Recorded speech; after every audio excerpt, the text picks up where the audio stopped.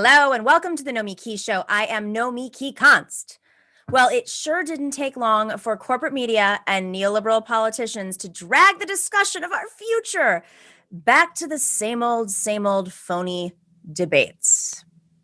By one estimate, it could create 2.3 million jobs by 2024. To pay for it all, new tax hikes. The White House today saying the president has a plan to pay for every dollar. He's proposing a way to pay for his proposals over time. Biden says he'll raise taxes on large corporations and the most wealthy, but promises no one making less than $400,000 a year will see their taxes go up.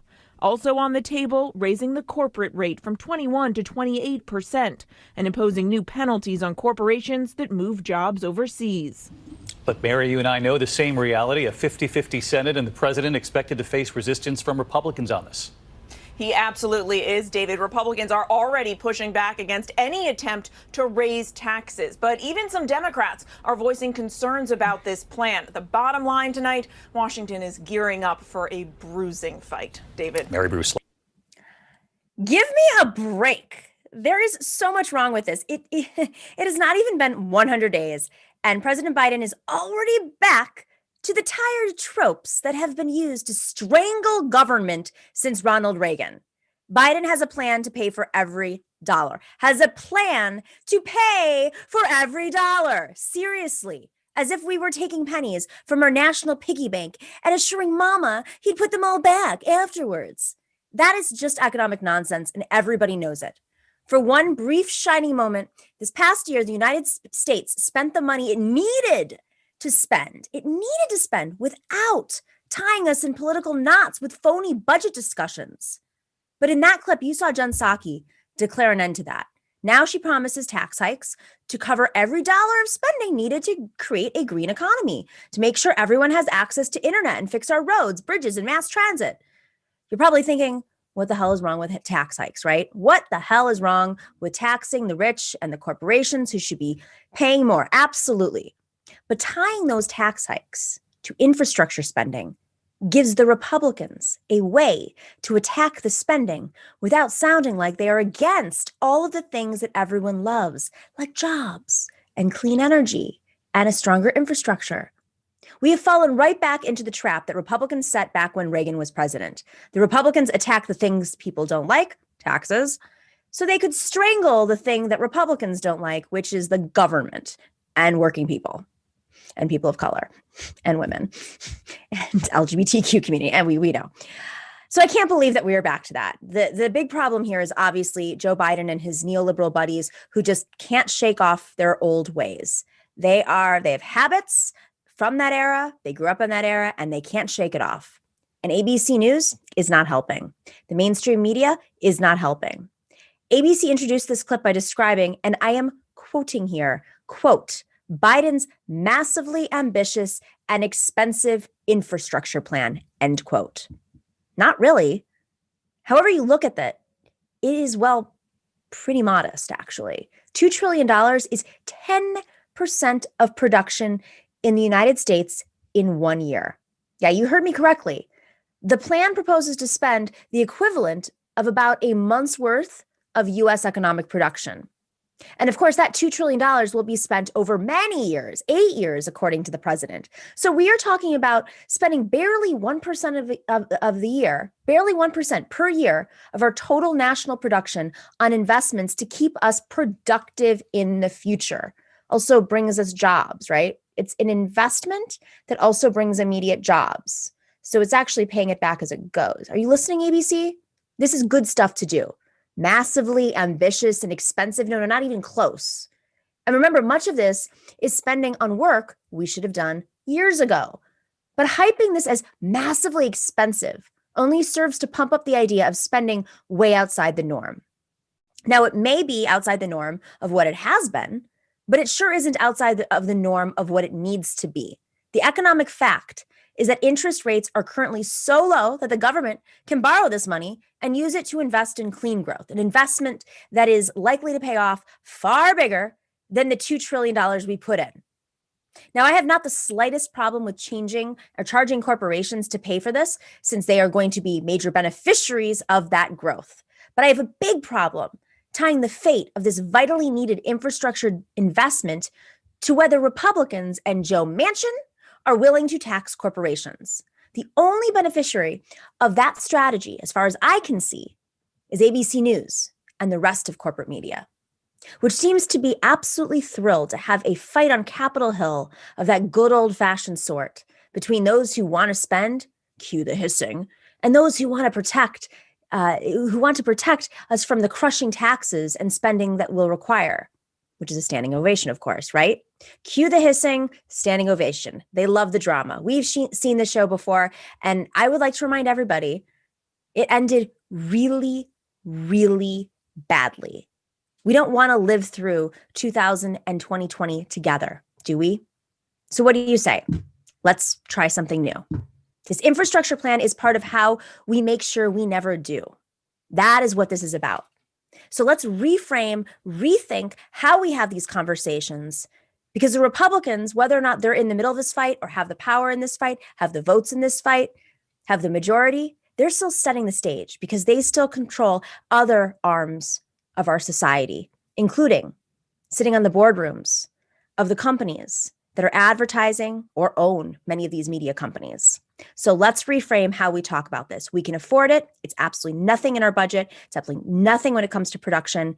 And we shouldn't tether it solely to taxing the wealthy, although they should still pay for those improvements. All right, guys, we have a great show for you today. We are going to be talking about, talk about money, talk about infrastructure. Just how is systemic racism structured in our society today? Jim Freeman is the author of Rich Thanks to Racism, How the Ultra Wealthy Profit from Racial Injustice. Then Jordan Zakarin and Simon Narode are here today to talk about the news of the day, including the Amazon vote, including the Derek Chauvin trial, and Matt Gaetz. Oh, Matt Gaetz. Ooh, that's a fun one. All right, stick around. We'll be right back after the break.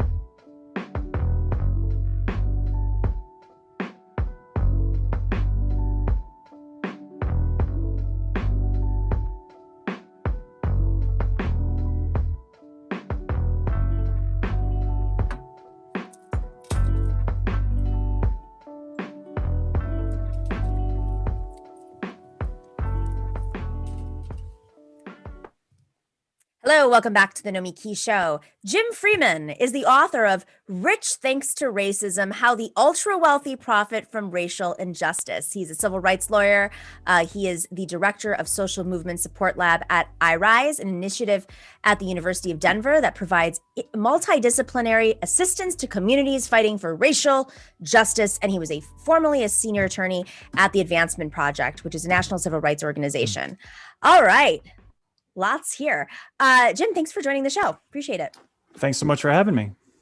So, all right. I mean, I think to our audience, we would not be surprised that the wealthy historically have profited off of racism in this country, but now we're in this like new woke capitalism phase where Bill Gates is investing in Africa, and rich people have been building water wells in Africa, and Mark Zuckerberg talks about having a more open immigration platform. So like, what are you talking about? I don't understand. How are they profiting off of racism as we're sitting on this algorithm that 90% of white men are watching? Yeah, the that one of the problems is that, and one of the reasons why I wrote the book is that people do think of it as a thing of the past, right? We get lots of great press, or billionaires get lots of great press about some of the good things that they do, really don't get much exposure for the things that maybe aren't so beneficial, particularly to communities of color. So, I think this is a really exciting time on one hand, where we have more people than ever that are really recognizing the urgency to end systemic racism. And I think the movement being built right now can actually finally do that. But I wrote the book because there's very little understanding of what and who stands in the way of that. And, in particular, I want people to understand that the biggest reason, there's lots of reasons why systemic racism exists, but the biggest reason why it persists is that these dynamics, which are so devastating for so many people of color, are actually still today, for a lot of large corporations and Wall Street banks, enormously profitable.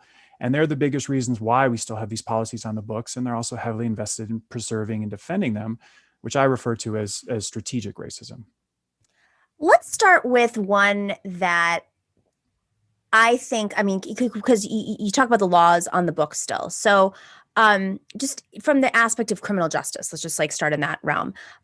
Clearly, there's a for-prison profit industrial complex. There's there's a state prison industrial complex. There's the money around what the criminal justice system, what gets people in prison, and what happens afterwards. But let's look at the Koch brothers industrial complex aside, given that I think there's only one Koch brother left involved in it. They're all about prison reform now. So can we just what's their involvement? Let's just start with the big boogeyman that we're all aware of. Yeah, so it's true that they have been very intentional about getting some of their work on criminal justice covered in the media in recent years. And, it's true that they have done some things that align with the priorities of the racial justice movement. But if you really examine the types of things that they're supporting, and maybe more importantly, the types of things they aren't supporting, what they're actually putting forward are things that directly benefit themselves, right? That reduce the size of the criminal justice system, that privatize the criminal justice system in ways that they can benefit directly. What they're not doing is putting their considerable resources and political clout in support of efforts to repair the harm caused by 4 decades of mass incarceration. They're not putting their effort and their money to work in addressing the over-policing of communities of color.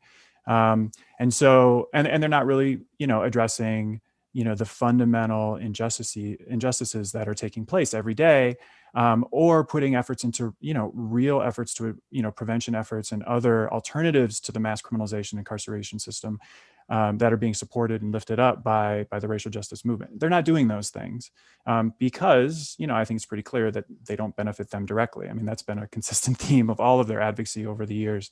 And I don't think that's any different now, even though they've stepped their toe into this realm. Okay, so can you help us understand the ecosystem of who in present day is benefiting from the systemic racism that has been built up to this moment? Yeah, so, you mentioned the Koch brothers, certainly talk a lot about them, or the Koch brother, Charles Koch, talk a lot about them in the book. We talk a lot about Alec in the book. And, the other forms in which ultra wealthy folks have sort of organized themselves politically. And really in the book, we talk about criminal justice, we talk about immigration enforcement, we talk about education inequity, and how those folks have been deeply involved in creating and, like I said, preserving the inequities that exist. The full answer of why they do that is pretty long, and I spilled a lot of ink on it. But the short answer is because all those things are economically advantageous for them, right? I refer to them as racism profiteers because, like you say, they can make money off of mass incarceration in the prison industrial complex. They make money off of immigrant detention. They make money off of school privatization. But they also benefit when they pay less in taxes, when we as a society choose to dehumanize people rather than meeting their basic human needs. And it's also, these dynamics of systemic racism are extremely effective at controlling us, at dividing us, at causing us not to recognize our common interests. And so it really helps them maintain their political and economic power. How about Bill Gates? Yeah, I mean, so I spent, a lot of time talking about Bill Gates in the book, and you know, in one way, in one case, I contrast him with Charles Koch, right? Because they have very different public perceptions. But if you look at education, for example, Bill Gates has been very visible about investing hundreds of millions of dollars into charter schools and the school privatization movement. The Koch brothers have not. Their investments over the years have been largely under the radar. But if you actually break down where that money is going from the Gates Foundation and from the Koch brothers, in many cases, it's going to the exact same organizations and certainly going to the same ecosystem of organizations. So, while I think the motivations behind those efforts are different and the end game for those folks is different, the fact is that they're both advancing this movement that has been deeply, deeply harmful for many communities of color across the U.S. When you say organizations, can you name a few? Sure. Yeah. I mean, one thing, in the book, I actually break down, what just 10 billionaires, including Bill Gates, including Charles Koch and some others, Mark Zuckerberg, the Waltons, break down just what 10 of these folks, how they've invested in 50 organizations that have been very active in promoting school privatization. So that includes some large charter school networks like the KIPP schools. It includes some advocacy organizations like, Teach for America and Democrats for Education Reform and places like that, and includes some, charter school advocacy networks. I just look at 50, and those 10 sources investing in those 50 organizations resulted in $3.2 billion that we could track. And so what they've basically done is they've created, this is, very much a billionaire-led effort. They like to say that this is being called for by folks in those communities. But none of that would have existed without, that $3.2 billion plus all the other money that they've put into other organizations, plus all the money that other billionaires have put in. It's really, sort of the ultimate AstroTurf type effort. Yeah, it's like education imperialism. Exactly. On that hand, I mean, like, wow, they spent all this money, and clearly, this is during the Obama years in particular, where Arne Duncan, Secretary of Education, I mean, there was a big push for school privatization, charter schools, and war with teachers unions. But that seems like that's like, that conversation's hopefully done in the Democratic Party. Even Joe Biden has sort of signaled that. Doesn't mean that charter schools don't exist, but it seems like the line has, at least in the public narrative in the Democratic Party, has been drawn. It no longer looks cool to be lining up with charter schools. People like Cory Booker are turning their backs supposedly on charter schools, who were big parts of these propaganda movies like Waiting for Superman. Mark Zuckerberg embarrassed himself with all the money he put into the Newark public school, or excuse me, New York school system, I should say, not the public school system. So, great that you spent all this money, but like, was it really that effective? And are they still doing it, given that the discourse has shifted? Yeah, I guess I'm not as maybe as convinced as you are that the Democratic Party has moved on from this. I mean, certainly there have been some high-profile individuals who distanced themselves. Not by choice. Let me just be very clear. Yes, this is not by choice. This is yes. There was a movement that's been built up in opposition to it because they had to defend schools. But if you actually track the money, there's still a lot of money going into these organizations. And, particularly at the state and local levels, like, these dynamics are still happening. And what we've done is we've sort of set the Titanic in motion. We've created this thoroughly unequal sort of competition, if you will, between charter schools and public schools. And so we've given so many advantages to charter schools in that fight that a lot of this stuff is now on autopilot. And so if we don't do something to intervene, not just say, we're not going to support this anymore, but if we don't take active efforts to intervene, then there's going to be more public schools closing down and more charter schools that pop up to take their place. And when you really break that down, and particularly when you look at all the money going into it, that's an issue that threatens, the education of virtually every child in America. So, everybody has a dog in that fight. And we're still seeing some very troubling things like, these sort of voucher-like programs, the bills being advanced in Florida, for example, and being supported by the governor there, This is very serious stuff for anybody who cares about their public schools. Simultaneously, it's also like, as a New Yorker, very familiar with this. There, many of these charter school models, not all of them, are tethered to like real estate. It's like real estate investments. So I mean, is this just? I guess I don't understand why someone like Bill Gates cares that much about charter schools. Or was it just like someone sold him the idea, he's into it, 10 years ago, Obama called him up and like now he's like, okay, it's just one of my projects. Are they conscious of just how complicated and how much people are making money off of the charter school system and how much it's dividing people? I can't imagine that they're that clueless. Yeah, I wish I could tell you. I mean, ultimately, that's a question we need to ask of those folks far more directly and far more often. I mean, even somebody who like me, who's sort of involved in these fights on the day-to-day basis, I didn't fully understand how many ways there were to make money off of this system until really started breaking it down. And some of the stuff, to be honest with you, I still don't understand, like these real estate swaps and transactions and complicated things. Some of this stuff is really wild, but there's a reason why all the large investment banks on Wall Street, why they all have, school privatization projects, right? Because they do understand this stuff, and they have been putting a lot of effort into thinking through. And, I think, on one hand, there's the charter school stuff. On the other hand, there's the school voucher stuff. The school voucher stuff, those ideas have been around since the 1950s and Milton Friedman, right? And there were folks who were just waiting for the opportunity to implement that stuff at scale.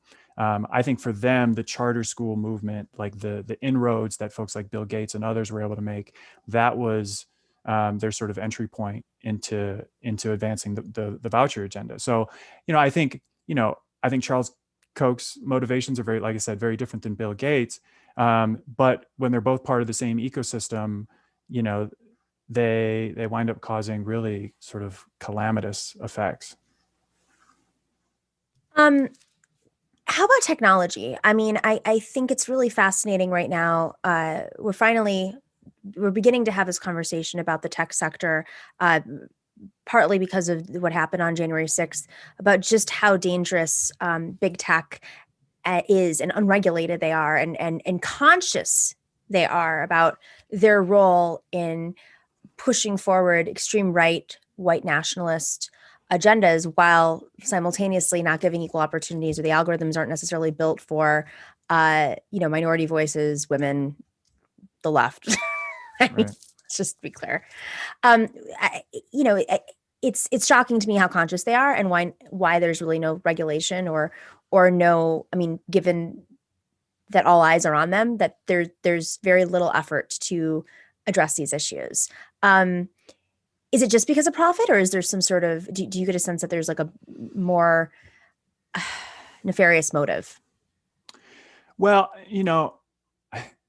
it's not like we've ever done a good job of calling this stuff out for any other set of industries or corporations, right? So Fair enough. And tech, I think it has been particularly in the immigrant justice movement, some folks have done a really good job in recent years of identifying some of the Silicon Valley, corporations that have huge contracts with ICE, for example, and how they're, very directly profiting from, really deep human suffering. I don't know that I ascribe anything else to it other than the fact that we have allowed, the largest and most politically powerful and politically active forces in our society to get away with either benefiting directly, often working secretively behind the scenes, but still benefiting directly, or, when they get called out for it, to not actually join the effort to undo what they've done, but just to sort of sit it out and stay neutral, while in many cases still taking actions behind the scenes that benefit their interests and prevent these types of things from being addressed. Is there a sense that there are some of these billionaires are actually racist, or is it just money, or both, or blindness to race when it comes to money blinding them? I mean, how much of it is? Do you have a sense of like are there people who actually have real ideological perspectives that are of white supremacy? Yeah, I mean, they might be racist. They might not. They might be, like Donald Trump said, the least racist people in America. What's very clear is that they've benefited, right? And so the way I look at it is, if I burn down my neighbor's house, of course it matters whether it was done out of negligence or done out of malice, right? But at the end of the day, they still don't have a house because of me. And so either way, it's my responsibility to fix the damage that I've done to ensure that it doesn't happen again. And I think it's the same with racial justice, right? We all have a responsibility to stop aiding and abetting systemic racism. We all have a responsibility to address whatever racial blind spots we have and repair whatever harm we've caused, whether it was well-intentioned or not. That's the only way, we can create a truly just and equitable country. And so, when it comes to issues of systemic racism, many of the individuals who've caused the most harm have also been extremely effective at deflecting blame and avoiding responsibility. And the rest of us collectively have allowed our attention to be diverted from the most important questions that need to be asked about any social policy. One, who's harmed, and two, who benefits. And the fact is that, these folks have undoubtedly harmed millions of people in ways that have been, like I say, undoubtedly beneficial for themselves, and they need to be held accountable for that, regardless of what their stated intent has been. And I ask this because, on the spectrum, we have people who do clearly have some sort of racial motivation or white supremacy motivation, like a Peter Thiel, for instance, driving the conversation, driving the ecosystem so that maybe it gives cover to a Mark Zuckerberg or a Bill Gates or even the Koch brothers. But just like the national narrative, when the political spectrum, anytime we have a debate in Washington over anything, the far right shifts the narrative in a direction that suddenly we're talking about how do we pay for an infrastructure bill that we can definitely pay for, when the Democrats control, all three branches of government, or at least two branches. But the same thing with like this sector is it a Peter Thiel that's driving the conversation, and then suddenly that's what makes the charter schools more digestible during an Obama era? Yeah, well, for example, in the immigration debate, and if you look at some of the folks who fund those efforts, like there are clearly some folks in there who have been very active in funding anti-immigrant organizations. And I can't tell you exactly how they feel about immigrants, but I can tell you where they put their money and what the impact it's had. But it's difficult sometimes to parse this stuff out, because the charter school movement has been the subject of a multi-billion-dollar public relations campaign to convince people that it is actually a racial justice effort, right? They've recruited thousands, hundreds of thousands of very well-meaning people who think that what they're doing is advancing racial justice. And in many cases, as individuals, they may be. But when you look at it systemically and globally, and the impact that this is having on existing systems and the trauma that it's inflicting on people whose schools are closed and who have to transfer, or who get pushed out of the lousy charter school that's unregulated, or all these different types of dynamics that happen. So we have to be able to interrogate those systems as well, and how it's not enough. We can't just look at for a lot of those fights, for example, where there's efforts to expand the number of charter schools. They put a bunch of money into commercials with Black and brown kids, in school uniforms, smiling faces, talking about their great charter schools. When in actuality, it was billionaires funding those commercials who don't even live in that state, right? They're advancing an agenda. So I think we need to be much more diligent about sussing all of these dynamics out, not only in the systems that I've been talking about today, but really across the spectrum, and healthcare, employment, et cetera, because this stuff really exists in all those spheres. Is there a sphere that we're not paying enough attention to right now, in which some of these billionaires are deeply invested and are maybe it hasn't made it into the national conversation yet? Like, what's their next investment? What's the next thing on their list? If we were to go back to like 2004 Bush years, when he was for charter schools, okay, that was a Republican thing, but who would have ever thought that Obama Democrats would be suddenly advocating? Yeah, I mean, one thing about that sector is they're very adaptable.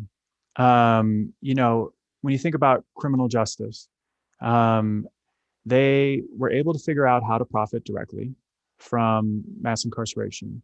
And then once the movement reached a point where, they were able to sort of put some checks on that, they figured out a way to profit from the alternative that was being put forward, which is what we often call the treatment industrial complex, right? And so, and in education too, like you almost have to, sit back and admire, in some ways, the ingenuity that it takes to profit in so many different ways off of this system. So it's not just, like you say, profiting off of the real estate deals. It's profiting off of the standardized tests. It's profiting off of the privatization of all of these functions that, like janitorial services and legal services and, economic and financial accountancy services for school districts. They're profiting off of that. And sort of on down the line, there's a long list of things that I put forward in the book of very active things that are happening. And so, one thing they are very consistent on is what I call the doctrine of corporate greed, right? Where this is probably the most, dominant force in politics. It has been for decades. It totally holds sway over the Republican Party and much of the Democratic Party. And it's been very consistent. They are looking to reduce their own taxes. They're looking to reduce public services for low-income, working class, and middle-class families. They're looking to reduce the minimum wage. They're looking for expanded markets that can be privatized and that they can profit off of. And they're looking to reduce regulations. They're looking to, fight labor unions. That's all very, very consistent. And so what they're really been very, very good at is identifying ways in which they can, when they can profit off of any type of opportunity, regardless of who it hurts. Man, you're doing a deep dive here. Okay, so now that you've put together this information, you follow the money, you have a sense of where they're investing, intention or not. What can people do about it? I mean, I think fundamentally, many people on the left have a sense that billionaires are not doing it out of the kindness of their heart, and that our systemic inequality and racism is based in economics. But like, now what? Where do we go with this? Yeah, I mean, so the on the three issues that I talked about in the book, criminal justice, immigration, and education, put forward in the book, some solutions, and they're not really that complicated, and they're not mine necessarily either. They're the ones that have been lifted up by the communities who are most directly impacted by these issues, and I think that's where the best ideas come from, and those things are all very, very doable. The problem is, though, that the power of organized wealth is extremely formidable, and there's really only one effective counterweight to it, and that's the power of organized people. So the two things I talk about in the book in particular are one, I ask folks to really support grassroots racial justice organizations however they can. There's hundreds of them around the country who are really leading the way on these issues, but they need more support. Certainly that's financial support, but they also need people to dedicate their time, their energy, their skills. And then the second thing I talk about is, even if you don't have one of those organizations in your community, I suggest creating what I call community equity assemblies in every community in the U.S. that struggles with equity issues, which is to say every community in the U.S. And so, these can just be places where people who are interested in these issues, who want to do something, who want to learn more, can just come together, informally at first, and just engage with folks in their community about what's going on and how they might be able to address it. Like I said, these don't need to be formal. These don't need to be large. Like, there's small groups of people making, huge, impactful changes all across the U.S. But over time, if we can build these things and, bring more people in to these conversations, then I think, then like I say, we can create an effective counterweight to all of these very troubling dynamics. I love that idea. That's great. Jim Freeman, fascinating. Really, thank you for doing this work. Great time to read it. Go check out his book. It's called Rich Thanks to Racism, How the Ultra Wealthy Profit from Racial Justice. I'll say that one more time. Rich Thanks to Racism, How the Ultra Wealthy Profit from Racial Justice. Jim Freeman, thank you for joining us, and go check out his book. Go buy it from a good independent bookstore or somewhere that's not Amazon, because you don't want to feed that guy more money right now. Thank you so much for having me. Thank you. All right, we'll be back right after the break.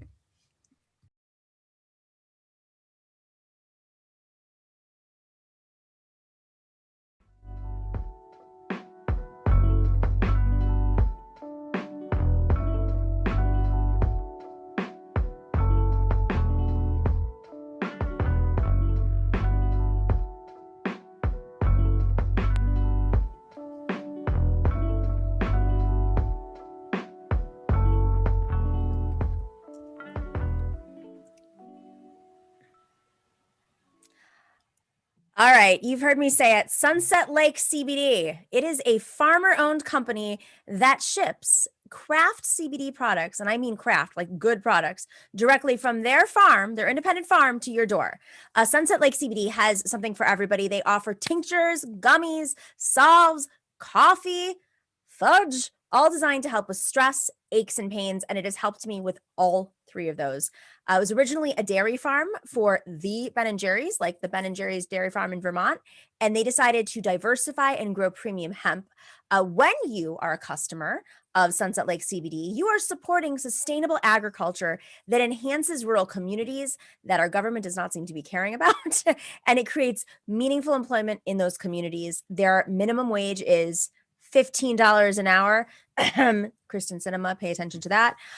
Employees at the company, they own the majority of the company, and they support independent media like our show, the Nomiki Show, and the David Pakman Show, and the Majority Report. That's pretty cool, right? Like, they're a progressive company, and they're community based, and they're invested in their community, and their employees own a majority of the community, and then they invest in shows like ours. I'm a big fan. I've talked about this. I have the tincture that I use every night. Last night, I had to go to the airport very late at night to pick somebody up, and I suddenly could not go to sleep. And so I put some of the tincture into my tea, into my little sleepy tea, and I had a deep, deep, deep, deep, deep sleep. Dorsey, I know you use the products. We are big fans of the products. Oh, look at, there's Dorsey. It's camera day for Dorsey. I'm glad that you I have to do it now. I did it last time, so I have to keep doing it. You're pleasing my mother. My mother's very excited to see you on camera now. Where is Dorsey? I want to see his face. Oh, you're welcome, Nomiki's mom. So Dorsey, I know, I mean, we both, okay, I have to, this weekend, Joshua Con Russell, who's, part of our show, we got to hang out. It was really fun. We went on a hike, and somehow we started talking about CBD, and I said, I didn't like CBD before. I tried it a few times. It was really expensive. It didn't work, but I really like Sunset Lake CBD. And he's like, wait, you actually use it? Because he watches the show. I said, yes, I'm not making up the ads as I'm saying this. I love it. And then you and I will just independently off air talk about, oh, what are you using right now? What did you use it for? So what are you using right now? I'm on the gummies now. And also since it's legal in New York now, I guess I could talk about it. Since I, instead of saying other stuff, I could be like, hey, when I smoke weed, I put the keef on there, the CBD keef, to just kind of like, some of the strains we get they give me a little anxiety, and it's a little too much for my partner loves them, so we get the anxiety ones for me. But like, if I put some of the CBD keef from Sunset Lake on there, it's awesome. It's the first time I've ever had any like CBD keef before, and it's great. I just mix it up in there and makes it a pleasant ride for me, so that's my new favorite, but always the gummies, and I need to get some more of those actually, because I'm going on a trip, so we need to have them with us on the trip. The gummies are amazing. Problem is, I'll eat like 6 at once, and I'll just be like Yeah, you got to get some like Sour Patch Kids to like even it out, just like, all right, you have your one, and then when you get the munchies from, whatever else, I'm then not good with like anything edible at all. I'm just well, like, they taste really good, it's a so problem. hard not to munch on those. I'm like, you got to make them a little bit more sour, guys, like a little more CBD flavor, so I don't keep eating them. Yeah, No, it's great. That'll make them just like even better for me. I like the extra sour candy. So I don't think we can win. Just like gotta get some Sour Patch Kids to like. If they start making bread, man, if they make tortillas, that's gonna be the enemy. Like that's if there's like comfort food, that's it for me. It's like just a really good like Cuban bread, like eating the inside. Just put some the fudge. That was the test, and we failed. The fudge, definitely, I failed that one. Not only that, I was like, it was very strange because I got a sugar high right away, and then it just mellowed out. It's like very intense. I can't resist. Anyways, thank you, Dorsey, for sharing your CBD experience. I did eat some of the fudge on air, and I think you caught me halfway through the show getting really chill. Hey, I had a gummy right before we went on air, so everything's cool.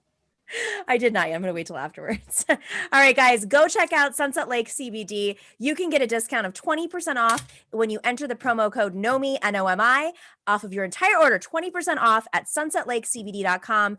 Promo code NOMI, 20% off at sunsetlakecbd.com. We will be right back with our fabulous panel.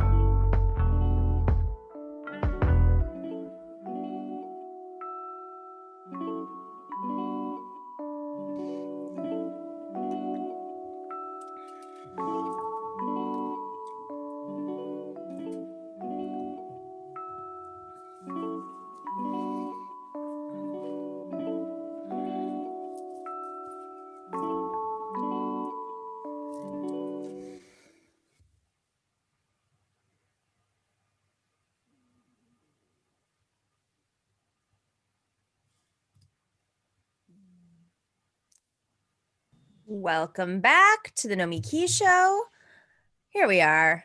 Sometimes Zoom gets glitchy. Welcome back to the Nomiki Show. Of course, Jordan Zakarin is here joining us. It is Wednesday. He runs the Progressives Everywhere newsletter. Go check it out. It's awesome. He's given you it's a political newsletter that has literally raised hundreds of thousands of dollars for progressive candidates and causes. I love that. I love that there's that's the business model behind it, just as a side note. Simon Narode is a former organizer for Bernie Sanders 2020. He's a socialist writer, and he is a producer here at the Nomiki Show. Hey guys, thanks for joining us. Hello, thanks for having us. Let's start with the juicy stuff, right? Okay. Matt Gaetz, who earlier this year, if we recall, last year I should say, was called out for his adopted son, who he didn't actually legally adopt, I guess, who's part of the family. I don't really understand. Matt Gaetz is being investigated for sex trafficking of a minor. Interesting. This comes out yesterday in the New York Times. They broke this big story. Well, Kevin McCarthy is pushing away any talk of the Matt Gaetz allegations. Of course, Matt Gaetz is a congressman from Florida. So let's roll that clip of Kevin McCarthy.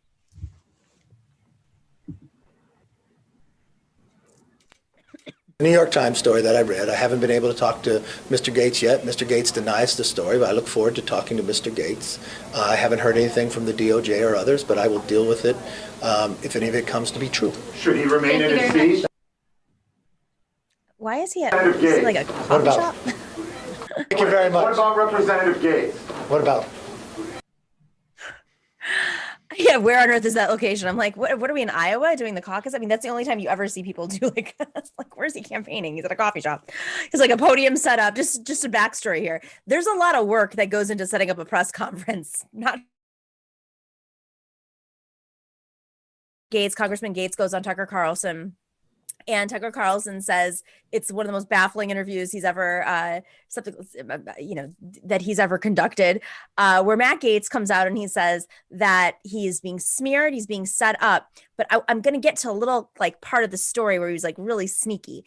He says that there's somebody in the Department of Justice in Florida who was essentially trying to extort his father to get money to try to cover up that investigation. So he doesn't deny that he was being investigated for this. He just suddenly, this is very Roger Stone-esque, right? Wants to change the subject to something, I have no idea if it's true or not, that he was being extorted by this DOJ official in Florida for money, and they were going to try to basically like work the system to cover up the investigation. But bottom line here, in the court of law, there's an investigation for human trafficking. Jordan, what are your thoughts on this crazy story? Well, I think I know why he's so concerned about the border. He just, with all these kids coming over, he can't date them all. That's why he's worried about people coming in. Well, I guess what's shocking. We need sound like bumps. None of it's surprising. I mean, when you mentioned his adopted son, Nestor, he was 12 when Congressman Gaetz adopted him. And Nestor was the younger brother of the girlfriend Matt had at the time. And Matt was 31. I don't know how old this girlfriend was, but, he's been doing this for a very long time. I don't know if it was sex trafficking at the time, but like he really likes younger women. He really likes to, and he admits it. He said in the New York Times story, he said, someone's just trying to like take advantage of my generosity. I can buy plane tickets. I can buy hotel rooms. He said it in his Tucker Carlson interview too. He doesn't deny any of it. He was like, you can buy hotel rooms, you can pay for flights, you can do all that when they're of legal age, of course. He's like really laying it on thick. So he's a creep. Apparently he was, talking about resigning. Axios had a story about that before, like hours before this happened. And what's remarkable is that the child sex trafficking thing is, the big headline. It's gross. It's disgusting. He also is under part of this investigation for Florida donors and Florida, just remarkably corrupt Florida business people who he is in bed with, who give him a lot of money. He got in trouble last year for renting offices from a big donor who donated $200,000 to his campaign. This guy's now under investigation. Another guy who's under investigation, he's got the child sex trafficking thing, dating a 17-year-old might be the least of his worries. This guy could go to jail for lots of other things, and that's what's remarkable. Simon, it's just like, when these stories come out, as I'm going to speak as a woman, I just like this is just like such a patriarchy thing to me, because like, the amount women, like a woman will be canceled in Congress for like showing up with the wrong, outfit on. And this ecosystem perpetuates. I mean, how does this not get checked? Clearly people around him knew what was going on. Clearly, like when you become a congressman, you have to go through ethics training, and he still thinks he can get away with this. Like, what the effing? Yeah, I think you're absolutely right about touching on the sort of the patriarchy aspect of it. I feel like there have been, I feel silly. I don't have example. Wasn't there this congresswoman in California who ended up having to resign because of Katie Hill? Yep. Yes, Katie Hill. That's it, right? Yeah. Right. Whereas here, Matt Gaetz this is nothing even really super new for Matt Gaetz. I think it was 2017 that he was the only vote in all of Congress against this anti-human trafficking bill, right? So this is this is now coming out about him. An investigation which also began under the Trump administration is not super surprising, and I think totally believable. And yeah. Okay, but I don't have the clip of Tucker Carlson right now, but I do want to touch on the fact that Tucker Carlson, in the middle of the interview, kept trying to distance himself from Matt Gaetz. Matt Gaetz was like, Tucker, remember that time we had dinner? It was your wife and me, and I brought this woman, and he's like, I just want to make it for, I don't recall that at all, and I don't know who that woman is. That inscrutable look. Yeah, it's remarkable. These guys exist in such a disgusting ecosystem, and they all think they can get away with it, and they're all so interconnected. The fact that, imagine just being at a restaurant and seeing Matt Gaetz and Tucker Carlson together, even without the teenage girls that they're hanging out with. Just imagine seeing them together. And again, like you said, it's so out in the open all the time. And the fact is, like, it takes an FBI investigation for anyone to say anything. People saw these people together all the time. And, like Simon said, it's such a double standard. Like you said that as well. And this stuff just gets looked over. I mean, we even see it here in New York, right? All those, all the years of harassment, finally it's coming out. But this stuff just is considered normal, I guess. You can have a 38-year-old congressman dating, as he makes sure to make clear on Tucker Carlson, of legal age, 17-year-olds. It's legal in Florida. Knows. Yeah, I mean, I feel like if it's legal in Florida, it doesn't really count for anything anywhere else. But yeah, God, it's just everywhere. He really tried to implicate Tucker Carlson in this whole thing on that interview. And I such a strange choice. Such a strange choice. The FBI's got to be following up on that, right? Like, they're going to want to find out who was guys, this restaurant. Wait, what if Tucker Carlson goes down because somehow he's tied into this? Best turn of events. I will say that as a New Yorker, I've been dying for Andrew Cuomo to resign, and he's refusing to do so. But I don't know what can touch Republicans or make them leave at this point. They've seen the example Trump sets where he just says, no, I'm not going to go. I'm not going to do anything about it. And while Trump is different, like, he can't for some reason get in trouble for anything. And all the other Republicans are getting caught doing stuff. I mean, he's Trump. Otherwise, would have been in jail a long time ago if he had been anyone but Donald Trump. We're sitting on air, New York prosecutors subpoenaed Trump insider's bank records in an apparent bid to gain his cooperation in their inquiry into the former president. So, we'll see. Yeah, he's got a lot of lawsuits and things he's dealing with right now. Yeah, he's going to have to sell his Laura Trump's Fox News deal to pay for his legal bills. All right, let's move on from this ridiculousness. Okay, so we're in the process right now of witnessing the murder trial of George Floyd against Chauvin, the officer Derek Chauvin, who murdered George Floyd.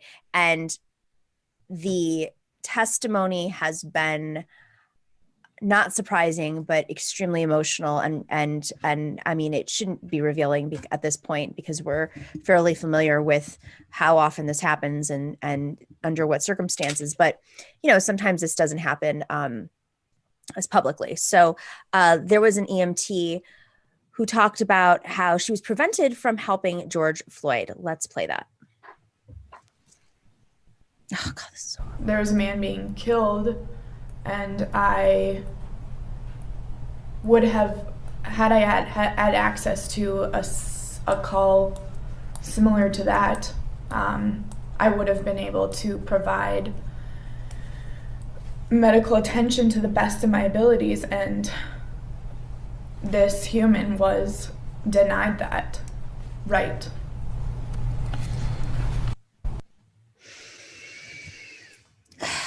I mean, the testimony that prosecution has brought forward has been so eye-opening for those of us who've been watching. And of course, the defense is resting on this belief that, he was trained to do this. This is part of it's the institution's fault.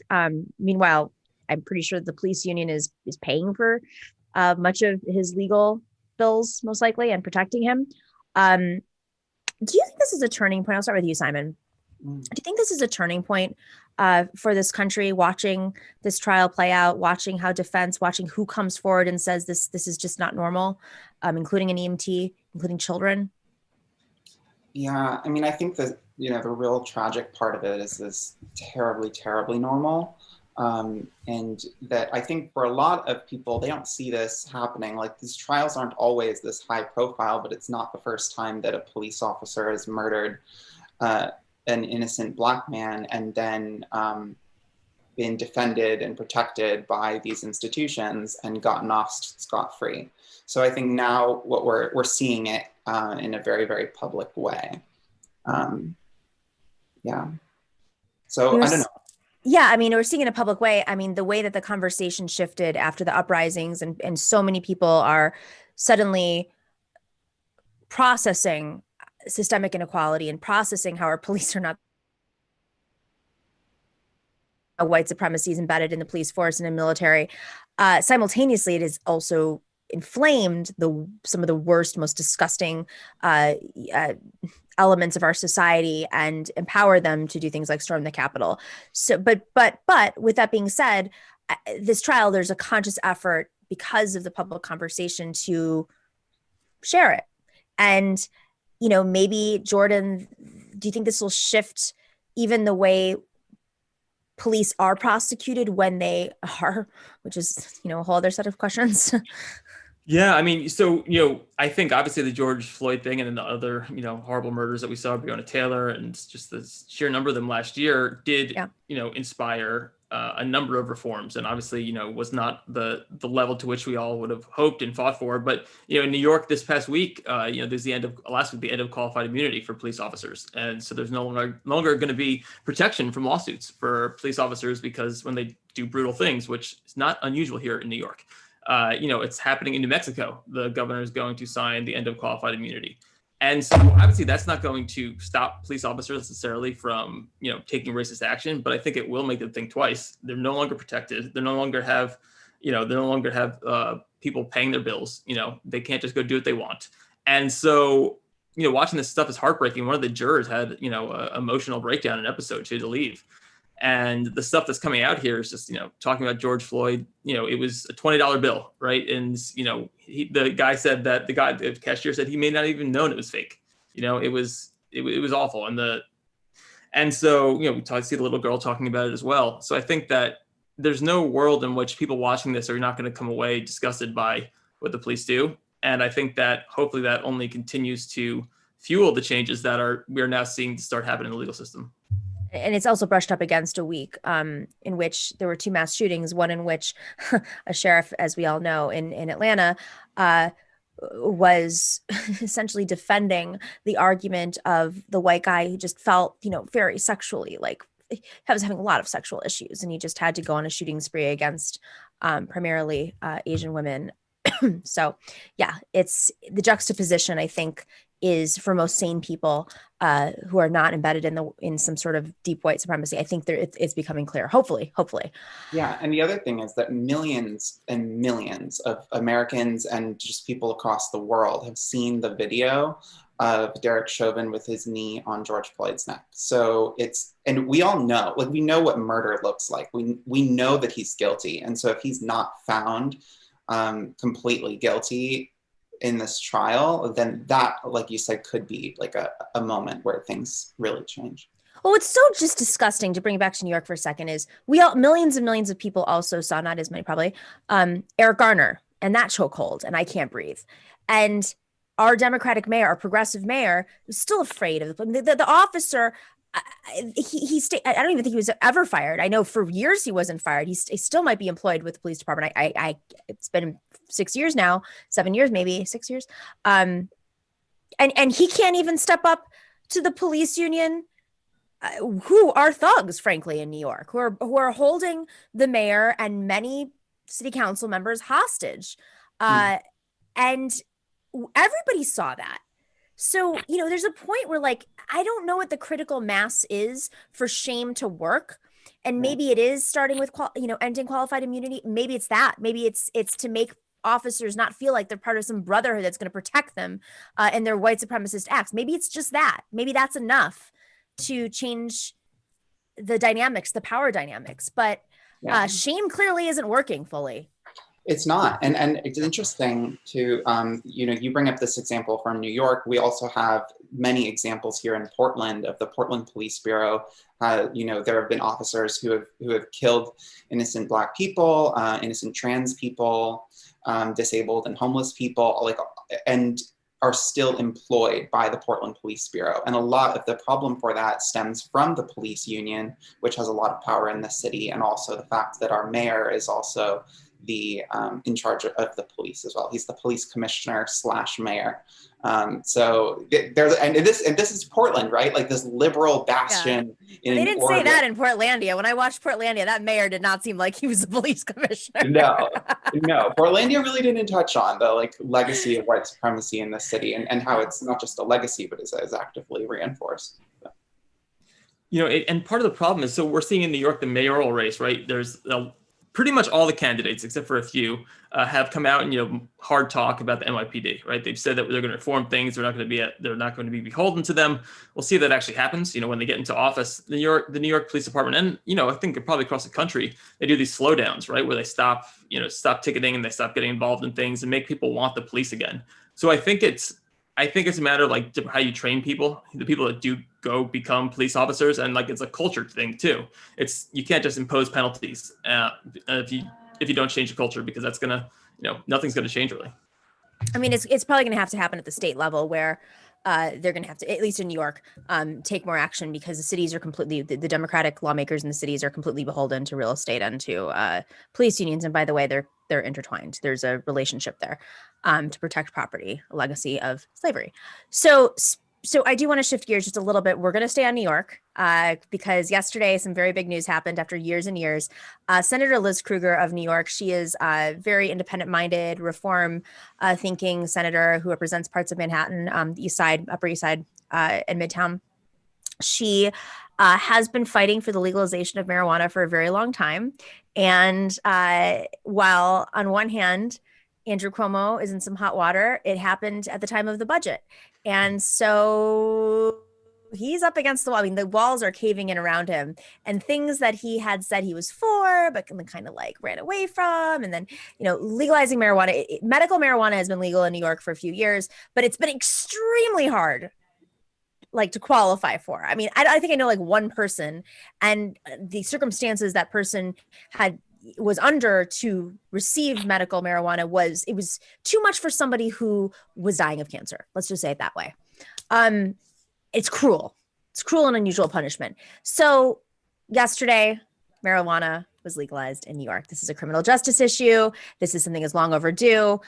Just a reminder to folks, the Democrats now control the Senate, which was a big fight with Governor Cuomo because he was the architect behind this thing called the Independent Democratic Conference, which were 8 Democrats that were caucusing with Republicans, holding up all legislation so that Andrew Cuomo did not have to veto progressive legislation. Well, he doesn't have that anymore, and so he's been doing all he can to maneuver and control the Senate. Let's play Senator Liz Krueger's comments. The bill we have held out for in this state will create a nation-leading model for legalization. New York's program will not just talk the talk on racial justice, it will walk the walk, ending racially disparate enforcement that was endemic to prohibition, automatically expunging the records of those who were caught up in the so-called war on drugs, and channeling 40% of the revenue back into the most hard-hit communities and 20% of the revenue into treatment for more serious drug addictions, and then another 40% into education, again, in the communities that need it most. Not to mention building a multi-billion-dollar industry for New York that encourages small businesses while balancing safety with economic growth. So I'm going to go to Jordan first because you're familiar with this bill and you live in New York. There are a lot of marijuana legalization bills out there that pass that are good, but there's a marijuana industrial complex, cannabis industrial complex that has taken over this country, and big business comes in and takes advantage, and the folks whose communities have been wrecked as a result of the criminal justice system and the crime bill and the wars of the early 80s, of course, are not able to profit off of these new bills. How does this bill, from your first look, size up compared to some of these other bills across the country that have passed? First, I want to give a shout out to Senator Krueger. She's my state senator. Lucky you. And well, the thing is, I don't think that, I think it's a pretty progressive bill, all things considered, trying to get it signed by Cuomo. And she doesn't really represent districts that probably have people who have difficulty getting weed right now or would be arrested for having that weed. And so I, give her a shout out for fighting for things that, when you're a representative, you want to help the whole state, but you're also kind of enthralled to your own district. And so I think that alone is impressive and it's good. I think that, they're getting rid of, they're going to, get rid of a lot of criminal sentences and expunge records. I think that's really important. And like you said, there's definitely an industrial complex in New York. They've been pressuring for years to try and get weed everywhere. It'll take a little while to set up shops and license people, but the fact that they're investing so much in communities that have been wrecked by these things are really important. You look at like so much of Brooklyn and so much of Queens and the Bronx, just for so many years, just constant arrests and constant wreckage. I saw a stat that said last year, I think if I'm correct, 94% of people in New York who were arrested for marijuana possession were Black. If you are Black, you are 2.5 times likelier to be arrested or cited for having weed than if you're white.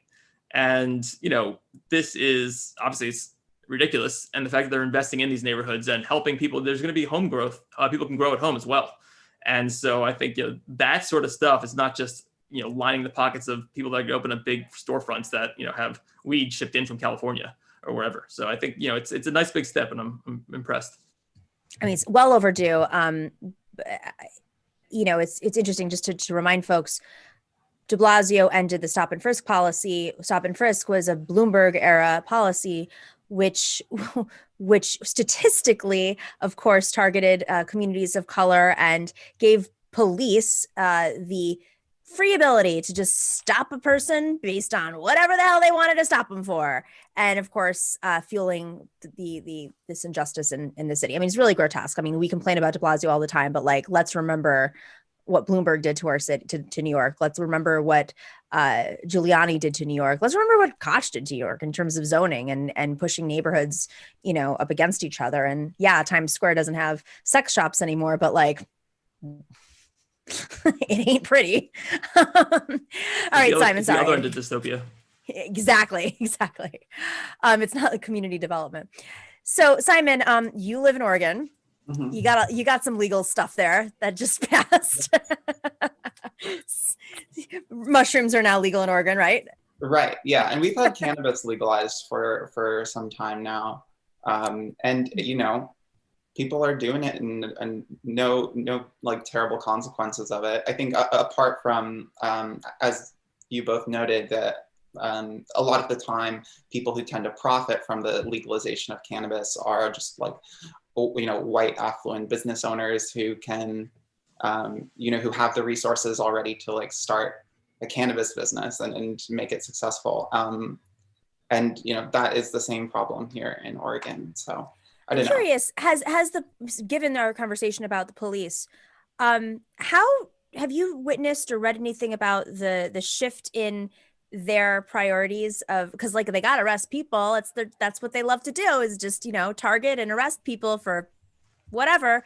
Is there a shift now in what they're arresting people for? Yeah. I mean, so much of their jobs over the last 35 years has been around arresting people of color for nonviolent offenses, for drug, whatever they think is related to drug possession or use, or I mean, it depends on where you live. But are you seeing it? Like, what are they filling up the jails with right now? Where are they making their money? That's a really great question. I don't know what the police have been using as like justification for their violence, but I think that it's really, they never really have needed an excuse to do violence against people here in Portland. So there was like this big lawsuit several years ago where Portland police officers were disproportionately like hurting people who have mental disabilities, and then also the homeless population. We have like a lot of homeless people here in Portland who have been really harmed by police. And so the problem persists. I don't know exactly what the what they're charging people with specifically, but they arrested how many people over the summer for really nothing. Like I was arrested for just standing in the street with some people chanting George Floyd's name. and then they asked us to leave, and then we did leave. Well, it's a loophole in the law, but you can't, they can't just walk up to people on the street now. I'm not saying that there was stop and frisk there. I have no idea, but these are the bottom line is these things, these laws have major implications and impacts on communities. And if they're designed the way that Senator Kruger's law was in terms of investing in communities with the revenue that is generated, that's fantastic to do even the smallest bit of work to give back for the damage that was pushed on communities. But simultaneously in New York, there's all this other criminal justice reform that's happening. The efforts to close Rikers, what that happens. Rikers Island is a jail in which many people go in New York City and stay and can't get out. There's ending cash bail. There's a question about what happens when we close these jails. These are big debates that are happening in New York now that have been well overdue. And we might see this as sort of like at least in New York State, I can only speak to this, an era where criminal justice is really transformed. It's like a progressive criminal justice, not reform, but transformed criminal justice era. So final thoughts, guys. Jordan? Well, I guess I can get high now. I've been waiting for this. I've been waiting for years so I can finally try weed. And so I'm going to go enjoy that now. Enjoy it. Yeah. Wait, when does it actually, when is it? I think it's now, like, once it's signed, it won't be legal. I don't think you can go to Walgreens and buy it, but I think that I don't think you're able to be arrested for it. We'll see when they start instituting, all the storefronts and whatnot, because it's still illegal though, Jordan, because it's federally illegal. So be careful what you say on federal. That's why I didn't get the job at the White House, I think. I know someone who, before this broke, I don't know if I could say this, before this broke, someone I know did not get a job because they asked him, have you ever smoked weed? And because he's a human that lives in 2021, he was like, yes. And they told him he couldn't get the job. Wow. And then the story broke a few weeks later. I was like, what the hell? Man. They need to get some weed for his dog. How did our vice president get the job when she admitted to smoking weed? Different standards. That's how hierarchy works. Well, she became a cop, though, so it's okay. Oh. On that note, all right, guys. I'm going to go get some CBD. Sunset Lake, yeah. SunsetLakeCBD.com, 20% off your order. Don't drive them out of business. I love CBD too because, when I do other things, I can't fully focus. I'm not able to do my work. So CBD is great because it prevents me from drinking 2 glasses of wine and not being able to write, or other things and not being able to write. And it settles the nerves a little bit. So SunsetLakeCBD.com. Jordan Zakarin, Simon Narode, love you guys. Thanks for joining us on Wednesdays. We will see you soonish, as you guys know. Thank you. SunsetLakeCBD.com, 20% off your order. Go to SunsetLakeCBD.com. Type in Nomi, Nomi. All right, let's do some shout outs. Scout is taken. Well, was I asking if you were taken? I guess that's Scout's title. Nomiki Konst, can we steal your guest for the David Feldman show? Which guest? Oh, our main guest? I mean, I don't own him.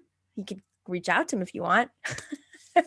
Tony Rizzo, thank you for the love. Shout out to United Fort Worth, an awesome multiracial grassroots organization started in 2017 to fight racist show me your papers legislation and continuing to do great work today. Check them out on Facebook and on Instagram. Love it. Go check out United Fort Worth doing great work in terms of the Show Me Your Papers legislation. Amazing multiracial grassroots community org that actively works to challenge discriminatory policy and systems of oppression while empowering Black, Latinx, and other historically marginalized communities to join the fight for justice through collective action. Love it.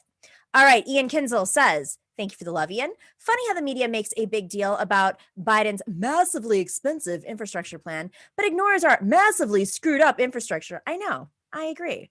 It's like saying, oh my God, my air conditioning isn't working and it's 120 degrees outside. Oh, but there's only one air conditioning available and it's, $1,050 and I make $2 billion a year and I can't it's just such an expensive air conditioning. Meanwhile, you're sweating. That would never happen. You guys know it. All right, Harvey K, we know you're in there. Thanks for mixing up the live chat and everybody else in the live chats right now. As always, thank you. Midi Docs and Mario, we are so appreciative to you for working those algorithms. And our moderators on YouTube, Bob C. Chokin, The Orb, and Chuck Diesel. Thank you. Always appreciative. And over on Twitch, Dorian Sapiens, A Difficult Truth, Nug Wrangler, Our Means, and we know you are human beings on Twitch, and we are so appreciative to you for keeping our chat rooms troll free. But Dorsey has like a different type of love for Nightbot, which we know is not a human being. I got a bunch of messages from people like on Instagram and saying like, we love you, but like Nightbot's not real. And I'm like, I know it's a joke between Dorsey and me. So I'm going to put Nightbot in a separate category. So we don't compare. But thank you to everybody. Remember, stay in solidarity, be kind to each other, and we will see you mañana.